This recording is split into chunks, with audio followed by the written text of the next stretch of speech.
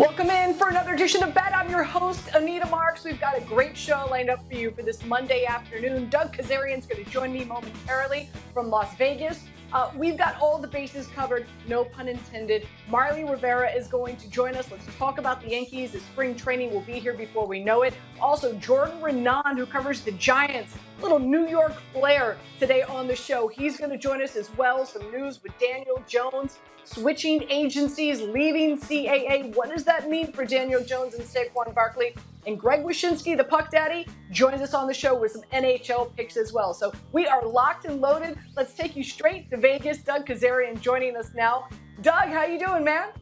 Doing well. It's a holiday for rest of America, but gambling world never takes a day off. We are locked and loaded for a busy sports calendar. I know it's post-football season, or at least NFL and college, but we still got plenty to discuss. We absolutely do. We start off, as always, with reaction or no action. But before we do, of course, we're coming off the NBA All-Star Weekend, all the festivities. LeBron James front and center. Of course, he was the captain of one of the teams, but spoke to the media after the game and talked about the importance of the remaining games on the schedule for him and his Lakers. Doug, let's listen in. It's 23 of the most important games of my career for a regular season. And it's the type of mindset that I have, and I hope the guys will have coming back off the break. I want to make a push to make the playoffs. And I don't want to see myself not being part of the postseason for 2 years straight. It's just not part of my DNA. So it's not part of his DNA. This is where we kick off. Reaction or no action, Doug? The Lakers plus 155 to make the playoffs. What say you? I'm at no action. Obviously, to get into the playoffs, they only have to get to the 10th seed. They don't have to get to the 8th because of the play-in tournament. But if you get to that 9 or 10 spot, you have to win 2 games. And that makes it much more difficult. Plus 155 is not a worthwhile investment because I think to win back-to-back games where they'll likely be an underdog in both, at least one of them, doesn't make a whole lot of sense. So it's like a money line parlay. So I don't like the plus 155 because I do think they're going to not get to that 7-8 where they only have to win 1 game. I think 9 or 10 with just 23 games left. They're in the 13th seed right now. Now, Portland lost Anthony Simons. I think they can leapfrog Portland. We'll see about Utah. They don't seem to be going away at all.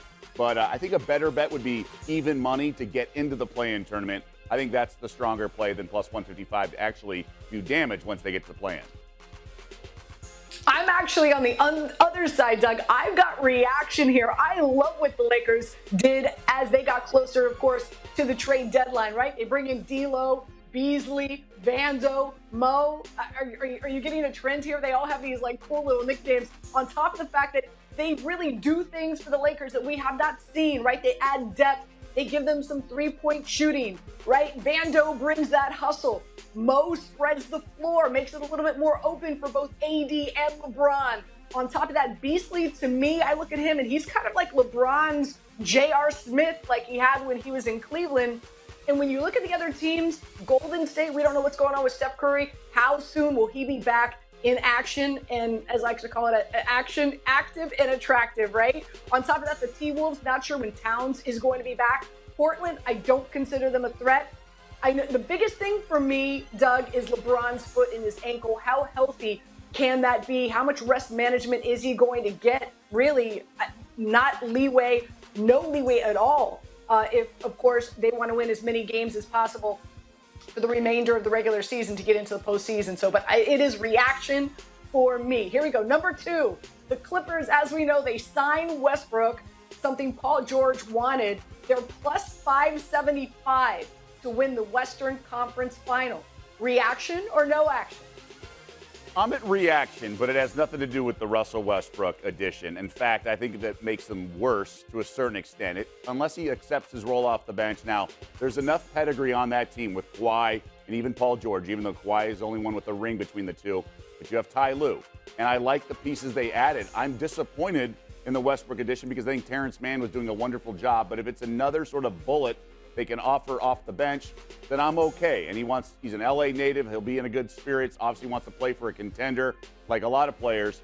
So I think it could work. I just like this Clippers team. You mentioned the Lakers trade deadline acquisitions. I also think the Lakers did well, but I also think the Clippers added the right pieces. And I think a guy like Plumlee is perfect for them when Zubac does a nice job, but when they need a more mobile big who can stretch out to the perimeter if other teams go small. These pieces are the right fit and gives Ty Lue more of a kind of a Swiss Army knife approach. It just gives them more options to match up when you have these two studs with Paul George and Kawhi. So I actually like the Clippers. Now, the West is super tough, and I think any team can lose in the first round, but I trust Ty Lue and I trust this core to make a serious run. In Phoenix, I mean, if those guys stay healthy, they'll be tough. And I understand they're the favorites out West. But I think the Clippers were my pick at the beginning of the season, and I think they're finally starting to hit that stride and pushing towards the postseason. So I'm with you here. I'm going to go reaction just because I like the odds, Doug, right? Plus 575. My pick out of the West is Denver. I love the Nuggets, but at plus 575 in the depth, we talked about it. If Paul George and Kawhi Leonard can stay healthy with that depth, and I do like the addition of Russell Westbrook. Sometimes I think folks forget Paul George and Russell, they were teammates in OKC. Paul wanted this to happen, and we saw how great Russell Westbrook has been coming off the bench for the Lakers. Now he's finally playing for a team that actually wants him there and is going to appreciate what he brings to the table. So I actually like the addition. Here we go. Number 3, Tiger Woods. We saw him make the cut this last week at Rivera. 55-1 to win the Masters. Reaction or no action? So no action for me, but I can't fault anyone just because he knows that course so well. And he did look fairly healthy. Now, he was struggling a little bit a couple times on 17-18 because they're really hilly at Riviera. But Tiger goes to these tournaments with a laser focus, and he wants to win. And I'm not someone who is familiar with birdieing, but I'm told by people who do birdie that birding is a skill. It's not just go out there and play and guys get close. Like, Tiger knows how to birdie and score low, especially at Augusta. So I can't fault anyone for grabbing 55-1. I know a sharp book in town's at 40 on Tiger at Augusta. So any other major, I would definitely be off. I'm still going no action, but I can see how someone can talk themselves into 55-1 because he recently did catch lightning in a bottle. Now, obviously, he's in a much more serious recovery from injuries, but it's also Tiger Woods. Listen, I know the Masters is where he thrives, and 55-1 are some really, really good odds, but no action here for me either. There's just no consistency here. We saw it at the Genesis Invitational, which of course was his tournament this past weekend. 69 on Thursday. Oh, really excited. He's going to make the cut. 74 on Friday. Then a 67 on Saturday. Doug, I thought for sure he'd finish in the top 40. That was my bet on Daily Wager last week. And he shoots a 73. So much is dependent on his tee time and the weather conditions. And so I feel that there is a lack of consistency there for him to shoot under 70 all 4 days. And I think that's what you're going to need to do or thereabout in order to win the Masters. And unfortunately, I just don't think he can do it. The gentleman who did win, Jon Rahm. Unbelievable season he's having. I mean, one for the ages. 7-1 to win the Masters. Is there action here or no action? Yeah, reaction. And I hate it because it's such a low number. But if you think about Scottie Scheffler a year ago and his domination at Augusta, and we were looking, he was the favorite. And I think Rahm could be like a 5-1 closing number or 4.5 to 1. He's that talented. He's widely perceived as the best golfer when he's on. And frankly, as much as we all like some long shots, they have not been hitting on the PGA Tour in recent memory. It's been mostly chalk. So Rahm at 7-1. If he adds another, if he plays well, if he goes top 5 or even wins another tournament, that thing could be going off at 5-1 or so. So I actually would fire on 7-1. I'm with you. Reaction here as well. He's having a career year, one for the ages, like in the history of the PGA Tour. He's got 10 wins on tour so far. This is his 3rd win in this calendar year. He's won 5 of the last 9 that he's teed up. So one would imagine he's going to win again before the Masters. I think you're right, Doug. These odds, I think, are not going to be as juicy. And even though you're looking at this and going, wait a minute, Anita, 7-1 isn't that juicy. His flat stick, he's putting better than he ever has in any previous season. And he's first, if you go and you look at the metrics, he's first in scoring average, he's first in birdie average, he's first in strokes gained total, as well as first in greens in regulation.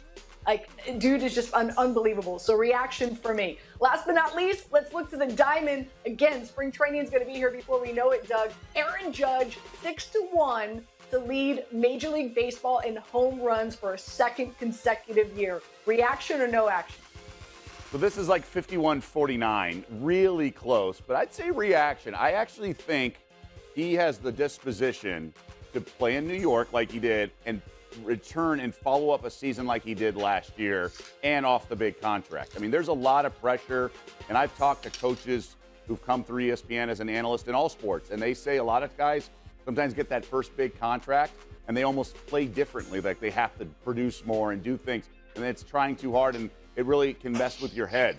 I actually think Judge is comfortable in his own skin, knows what he does and what he can do, and he can handle the pressure that comes with being the Yankee captain. Now that's a new label for him and all this. So I actually think 6-1 is worth the price. I'm surprised it's not like 4 or 5-1. So again, real close for me, but yeah, let's have some fun and root for Judge Dingers. It would be fun, obviously, to put that money down on Aaron Judge, especially a number of people here in New York, but I'm going no action here, right? Like 62 home runs, 131 runs, a 3.11 batting average on the season, just ridiculous. But keep in mind, Doug, it was a contract year, right? And what did that equate to? 9 years, $360 million. He is 31 years old. He will be 32 this calendar year. And I have some health questions. And this was a big reason why I was really reluctant that the Yankees re-signed him to this deal, because the last 2 seasons have been great for Aaron Judge, right? 148 games. But previous to that, the last 3 seasons prior, he missed 113 games. I just don't know if he's going to be as fortunate health-wise to play as many games as we've seen him play the last 2 years. And without that incentive of wanting that great contract from the Yankees, I just don't see it happening 2 years in a row. So no action here for me. We're going to continue to talk about the Yankees in just a hot second. Marley Rivera is going to join us on the program, but let's switch to the gridiron. And let's keep it in New York. Jordan Renan is joining us. He does a phenomenal job covering the New York Football Giants. And some big news that has come out in the last 24 hours, and that is Daniel Jones has now switched agencies. He's gone from CAA, right, to Athletes First. Now, the big talk, obviously, this offseason is the Giants trying to recoup and get back Daniel Jones as well as Saquon Barkley. Aaron, what can you tell us about all that has transpired in the last 24 hours? What does this mean for Daniel Jones? What does this mean for Saquon Barkley? Yeah, I mean, look, Daniel Jones is 25 years old.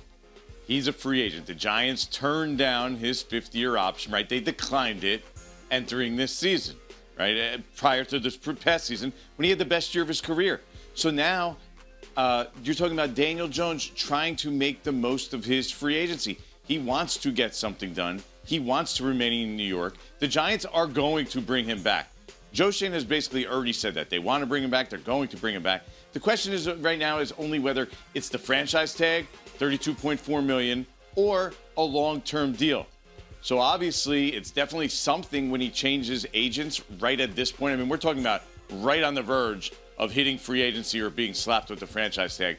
It means something for Daniel Jones. How much it's going to affect the equation, we don't really know. But it is definitely meaningful that he decided to switch agencies right at this point. Heading into this news, a lot of the speculation was that they were going to sign Daniel Jones to, I don't know, anywhere between $35 to $40 million a year and tag Saquon Barkley. If that's not the case, and they're forced to have to tag Daniel Jones, what does that mean for Saquon Barkley? Does Saquon Barkley now get a long-term deal with the Giants? How do you see this snowball effect playing out? Yeah, I do see the two playing off each other, and I wrote about it in a story last week. Saquon Barkley loses his leverage the second Saquon Barkley has leverage until the Giants have that franchise tag to use on him, right? Because you're talking about $10.1 million. That's a much nicer deal, 1 year, no long-term commitment on a running back, than the Giants already offered him. They already offered him somewhere between $12 and $13 million per season. So those two equations definitely come into the situation here when you're talking about Saquon and Daniel Jones, and they sort of play off each other.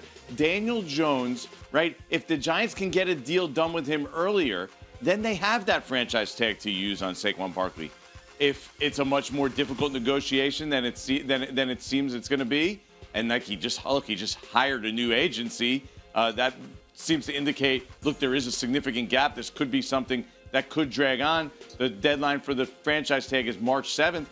If the Giants have to use that tag all of a sudden on Daniel Jones, the likelihood that Saquon Barkley then walks or at least tests the market is significantly greater.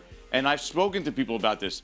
You know, the Giants are much more likely to let their running back walk than their quarterback. Like I said before, Daniel Jones is going to be back. We do not know that about Saquon Barkley. Now, the likelihood that Saquon Barkley returns, if Daniel Jones signs a long-term deal before that March 7th window closes, is much, much higher. It will be interesting to see how this all plays out. Jordan, thank you so much for joining us. Really do appreciate it. Let's bring back Doug Kezirian in Vegas. And Doug, let's talk about this, right? Giants Super Bowl contenders. If they do bring back Daniel Jones and Saquon Barkley, do you feel that they could compete for a Super Bowl this next season? No, they're not quite there. They certainly overachieved this past season, and that's why Brian Daboll won Coach of the Year, and rightfully so. This is not a championship quality roster. Now, the division was better than we thought, and they still won 9 games. And I think they deserve a bunch of credit. Their win total was 7, so it wasn't like they overachieved like no other. It wasn't from like 5 to 9, but they were still only a 9-win team, and I think that's their ceiling for the near future. I do agree that Saquon makes him better. I'm actually a believer in Daniel Jones, having seen him under Daboll versus previous regimes, but the bar is set a little higher in the NFC, although the conference will be down across the board with the departure of Tom Brady and potentially the departure of Aaron Rodgers. But the class of the division is still the Eagles and Cowboys. Dallas could make a run like we saw Philly last year if the Eagles' offseason and the salary cap and all those problems sort of come to fruition like we think they might. But the Giants are still a couple notches below. See, I disagree. If the Giants can work out a deal and bring back in Daniel Jones and Saquon Barkley, I do believe that there is a scenario where they potentially could be that team in the NFC that nobody wants to play, right? I mean, listen, 9-7-1 last year. Brian Daboll won Coach of the Year. Their hands were tied because of Dave Gettleman and players that they had to let go. They're heading into this season in a much better situation, Doug, than they have in years past. They've got the 3rd most cap space available, a little over $58 million. They've got 9 draft picks. 4 of them are in the first 3 rounds. I do believe Leo Williams takes a hometown discount because he does love playing for this organization. And it'll be really interesting to see if they trade for T. Higgins. As we know, if they do bring back Daniel Jones, he needs better weapons to work with. So just watch out. I know it sounds like I'm drinking the blue Kool-Aid, but watch out for these Giants. Some other big news happening here in New York, and that's Derek Carr. He visited the Jets this weekend. Wine and dining, right? So my question to you is, are the Jets a playoff team with Derek Carr, or do you feel that they should wait until Aaron Rodgers comes out of his dark room? So Carr would be an upgrade over what they had last year. Now, I'm not a Derek Carr backer, and as a Raider fan, I've been pulling for him or the team to move on from him because I don't think his ceiling is high enough. But they did surprise me a couple years ago. He had a nice run into the postseason. Now they came up short against Cincy in their first playoff game, but it could work with Carr enough for them to get to the playoffs. I just think the division and the conference is loaded. So, yes, the Jets were a real quarterback away from going to the playoffs, and if things go right again this coming season in terms of the defense and other things break their way, but their division is loaded and the AFC is stacked as well. Other teams are improving this offseason. Teams like Denver are sort of in that class with the Jets. So I would say no, but I understand their quality of play. Like, they would definitely be a playoff team if they existed in the NFC. So I do believe the Jets are a playoff team. I think whomever, whether it's Derek Carr or Aaron Rodgers or Jimmy Garoppolo, whatever quarterback they sign, I do believe that this is a Jets roster that can compete and contend to try to win the AFC East, let alone make some noise in the postseason. As to what quarterback I favor, for me, it's Derek Carr. I talked about it on my radio show extensively this weekend here in New York for a number of reasons. Derek Carr is a free agent. So the Jets don't have to give up any draft picks to get him like they would have to with Green Bay if they wanted to acquire Aaron Rodgers. Also, Derek Carr, since he's a free agent, it's a clean slate, right? It's a clean canvas in regard to what the Jets can negotiate in regard to a salary. If the Jets were to bring in Aaron Rodgers, they would have to eat the salary that the Green Bay Packers have already agreed to with Aaron Rodgers. On top of that, Carr is in his early 30s. I think Aaron Rodgers is at the tailspin of his career where, what, do you get 1 year to go for it for the Jets as opposed to Carr, who more than likely would sign a 3 to 5 year deal with the Jets and be here and give them some longevity. And last but not least, Carr wants to get a deal done by March 15th because he wants those free agent players who are going to be available to know, like, I'm the quarterback, I'm on this team, and help the organization lure in some players where Aaron Rodgers is in some dark room somewhere, doing God knows what, contemplating whether or not he wants to play at all. So for me, I think Derek Carr is the better fit. Doug, hang tight. We're going to go to Marley Rivera. Marley, welcome in. Always great to see you, my friend. Doug and I were talking about the Yankees just a second ago as spring training will be here before we know it. And no bigger storyline, right, than Aaron Judge and what our expectations are for him this season after an unbelievable season last year. So what has Aaron said about the pressure heading into this year with everybody hoping he repeats such amazing success? Thank you so much for having me, Anita. Always great to hear you and see you. But I have to tell you, the pressure is maybe twofold. Him becoming, right, the first Yankees captain since Derek Jeter retired in 2014. The 16th Yankees captain. That's a lot of pressure too. But at least on that front, Aaron Judge ain't gonna change. Things are going to be exactly the same in that clubhouse. I even asked manager Aaron Boone today whether he addressed the team, and of course they were very cagey. They don't tell you what they say, right? It was like there. And then afterwards, I said to Aaron Judge, "You're the captain now. Are you going to address the team?" And he said, "Marley, no. I'm going to continue doing what I do, doing those small group conversations. If I have to talk to the infielders, if I have to talk to the outfielders." So I think we need to worry if Aaron Judge is going to be a group address. That's not going to happen. But he is very excited about this year. Now, it took 61 years for him to break the American League home run record and, of course, surpassing the great Roger Maris, the Hall of Famer. Can he do it this year? We actually exactly asked him that. Can you do it this year? And he said, "You never know." You never know. One last question before we let you go. We know how great the Yankees are in the regular season, but Marley, it never seems like they can get over the hump in the postseason, right? In October, November, and win that championship. What do you feel is different this year, heading into this season, that maybe this is the year they do win that pennant?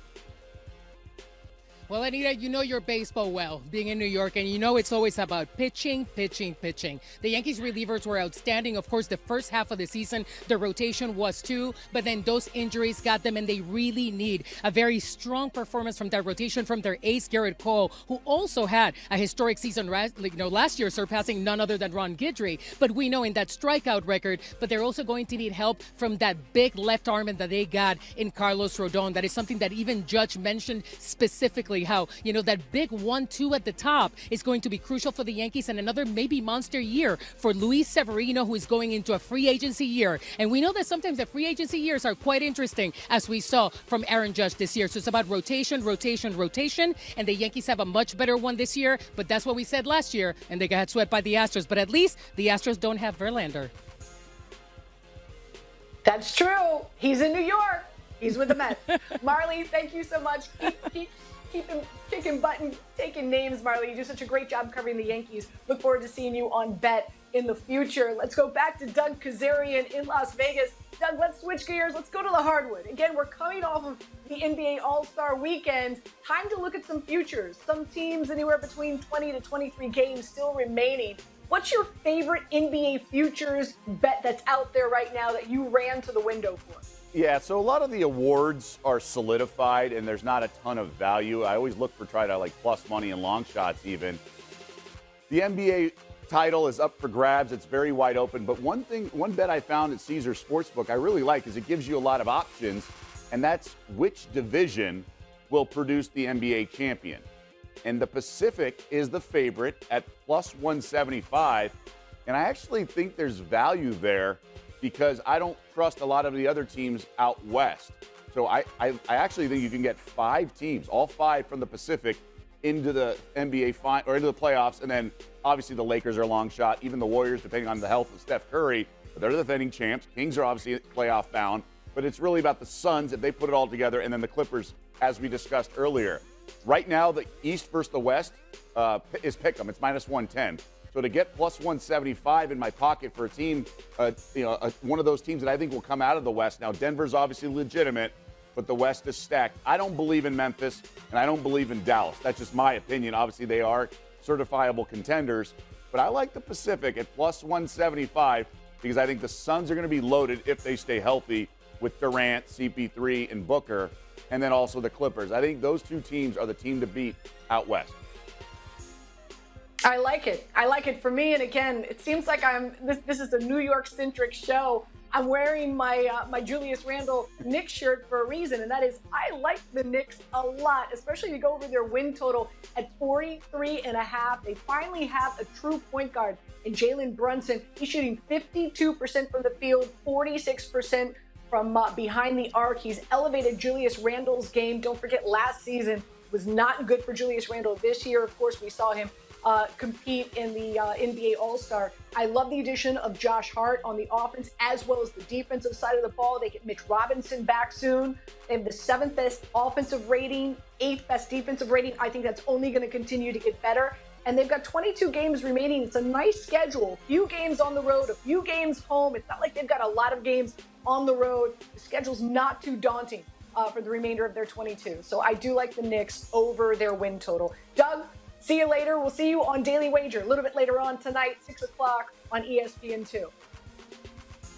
Oh. We go from Doug to the Puck Daddy. We're giving you some NHL, some hockey plays tonight. And so welcoming Greg Wyshynski, the Puck Daddy. Let's start with Jets Rangers. Rangers minus 175 on the money line. The puck total over under 6. How are you playing it? I like the Jets on the puck line here. Now, keep in mind the Rangers are on a heater. They've scored 4 or more goals in 7 of their last 8. The Jets are coming off a loss in New Jersey last night. But I think this is the kind of game that the Jets grind out a point. Not comfortable taking them on the money line. I do like getting the puck and the goal and a half here. Dave Riddick, their backup goalie, is going to most likely be in this game. He's got pretty good on the road. He's got a 2.37 goals against average on the road. What I really like about this matchup, Anita, the Winnipeg Jets have the 2nd best penalty kill on the road in the league. The Rangers, they like to use the power play to get the offense going. Jets are 17-9 on the puck line on the road this season. So I will take the Jets here with a goal and a half against the Rangers. One more play for you. It's the Islanders going up against the Penguins. Penguins minus 155 on the money line. Over under is 6. I like the Penguins. They're getting their goalie back expected, right? And this is a revenge spot for them because they lost to the Islanders a few days ago. What's your play here?